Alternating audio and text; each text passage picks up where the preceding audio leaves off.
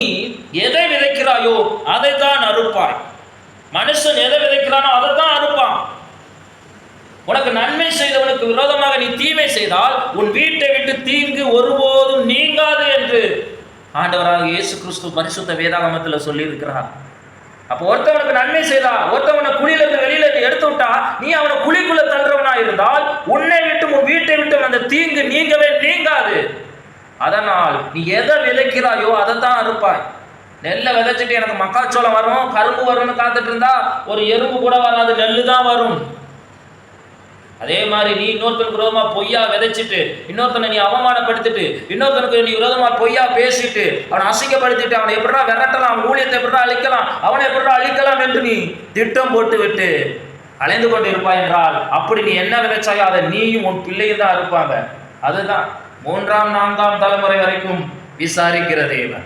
ஆனால் மனம் திரும்பும் பொழுது 1000 தலைமுறை வரைக்கும் இரக்கம் பாராட்டுகிற தேவன் தான். அதனால நீ தீமையை விதைக்காமல் நன்மையை வித. உனக்கு விரோதமா யாரு தீமை செய்தாலும் அவங்களுக்கு நீ நன்மையை வித. உனக்கு விரோதமா யாரு நன்மை செய்தாலும் அவர்களுக்கும் நீ நன்மையை மட்டும் வித. தேவன் உனக்கு நன்மையை அறுக்கும்படி செய்வார், உனக்கும் உன் பிள்ளைகளுக்கும். ஆனா அதை விட்டுட்டு நீ தீமையான காரியங்களை விதைத்து கொண்டு இருப்பாய் என்றால் உன் தலைமுறை தலைமுறையாக நீ உன் வீட்டை விட்டு அந்த தீமையான சாபம் நீங்காது. அதை நீ தீமை விதைக்கிற, அதன் விளைவு பொய்யா விதைக்கிற, அவமானப்படுத்துகிற, தேவையில்லாத கிரியைகளை செய்யும் பொழுது அதன் விளைவாக எவ்வளோ கண்ணீர் அடிப்பான். அது உன் வாழ்க்கையில சாபமாய் மாறும். சமீபத்தில் ஒருத்தவங்க எனக்கு விரோதமாக செயல்பட்ட போது அப்படியே சபிச்சிடலாமா போகும்போது ஆண்டவர் தடுத்தா, சபிக்காத, நீ சபித்தால் அப்படியே நடக்கும் அப்படியே சொன்ன. உடனே நான் அமைதியாயிட்டேன். அவ்வளோ அப்பதான் புரிஞ்சுக்கொண்டேன், ஓ இவ்வளோ வேதனையோடு நம்ம சபித்தால் நடந்து விடும். புரிஞ்சதில்ல? அதனால் நீ யாருக்கு விரோதமாக தீமை, அவன் உனக்கு நன்மை செய்திருந்தால் அவனுக்கு விரோதமாக நீ தீமையை விதைப்பாய் என்றால் உன் வீட்டு அந்த தீமை ஒருபோதும் உன் வீட்டை விட்டு நீங்கவே நீங்காது. எத்தனை பரிகாரம் பண்ணாலும், எத்தனை பூஜை பண்ணாலும் உன் வீட்டை விட்டு நீங்காது.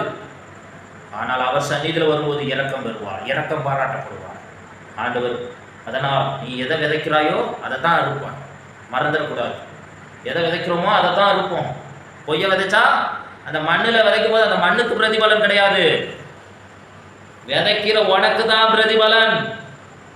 பொய்யை விதைச்சா உனக்கு தான் அந்த பிரதிபலன், தீமையை விதைச்சா உனக்கு தான் அந்த பிரதிபலன், தேவையில்லாத அவமானப்படுத்தணும் விதைச்சா உனக்கு தான் பிரதிபலன், அசிங்கப்படுத்தணும்னு விதைச்சா அது உனக்கு தான் பிரதிபலன். அவன் வளர்ந்து கொண்டே போவான். அதனால மறந்து விடக்கூடாது.